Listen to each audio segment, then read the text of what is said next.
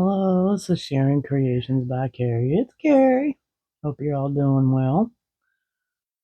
I have some new cards for you, 6 of them. And this one is about taking a die and how you can change it up with just using paper. So the first one is a boy snowman and simply changing the pattern of the paper of his hat, the hat and the scarf, and the little pieces like the nose. His is orange, hers is pink, and just changing up the color of the hat and the scarf and adding tiny little eyelashes and adding some pink changes the card completely. Same die, two very distinct looks. I had to get some coffee. And just a simple background paper. But I thought these were so stinking cute. I got these dies and I could not wait to use them. And I was sitting here thinking with another die is just by the color of your paper, you can make them look so different. And these are temu. This is a temu die, and I just thought it was so fun digging through my paper to see what colors looked good together, and then went from there of how can I make them different by using just the paper. And I thought they were so stinking cute. So and I just did two completely different type sentiments, and came up with some really cute cards. So then, and this was just this dog fur, maybe cat fur, but it was just a snowman die. Just using that and just changing up what I cut with these 4 pieces. So then the next one is, I made this one the other day and was doing very monochromatic white, very simple, but then changing the color of the tree cutouts, the paper I use for the tree cutouts in the background, in the way of the sentiment, they look completely different, but using the exact same die.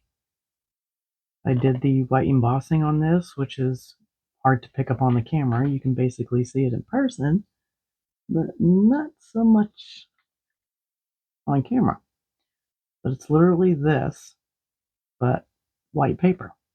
And that is just that simple of a change from one set of dies to make them look completely different. And that was simply just these 2 dies. I did stack this one so it's more dimensional than this one. This was just one cutout. I cut this out, the tree, each one 3 times, and glued them together, stacked them so that there's some dimension to them. But you could also use thicker cardstock and not cut them as many times. But because you could take 110 cardstock and do it that way too, so you wouldn't have to cut them so many times. But I don't have green 110 stock, 110 cardstock, and just mounted the sentiment with the puff 3D tape. And beautiful cards, but totally different. And then here is the one that really was a dramatic difference and very simple. But I cut the tree die, which is this one, and just cut it in brown paper. And I cut this one 4 times. So it has a very much raised appearance on the card. Whereas this one, it's not that raised. And I only cut this once.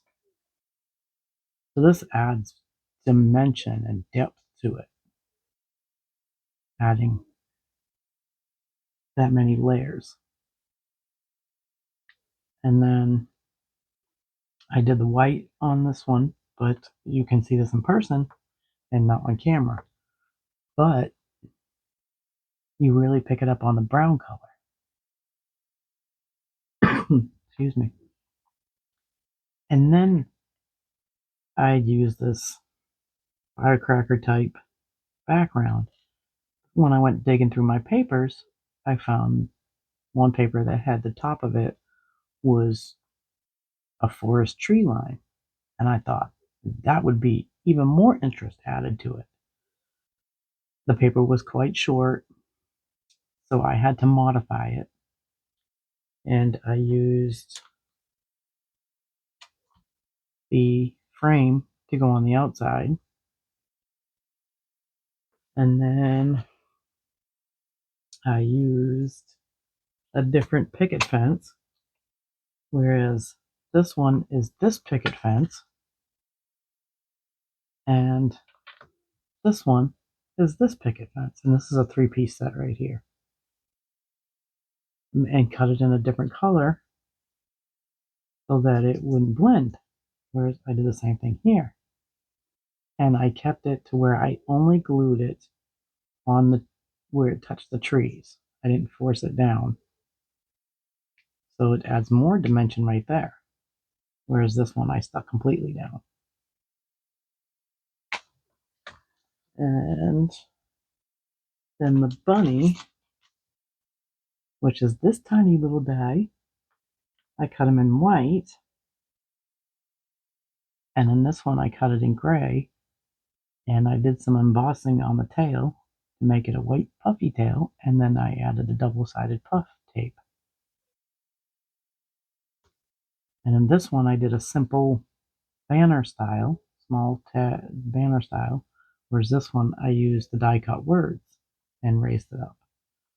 I think I have to do some modifying on the sides. I may add some double-sided tape, but I struggled because it was so much smaller, so I had to add the frame, and I'd have to add, like, cut the skinniest strip that I have and then cut it in half so that it would look a little better on the sides.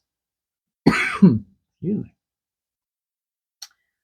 But that'll be something else that I do when I thought about it, and then I just haven't gotten around to it. But it also would help this front too, whereas I could squeeze it in there and it looks more framed, whereas this one has no frame. So there is how you can take one die and make multiple different cards, and these are just 2 ideas.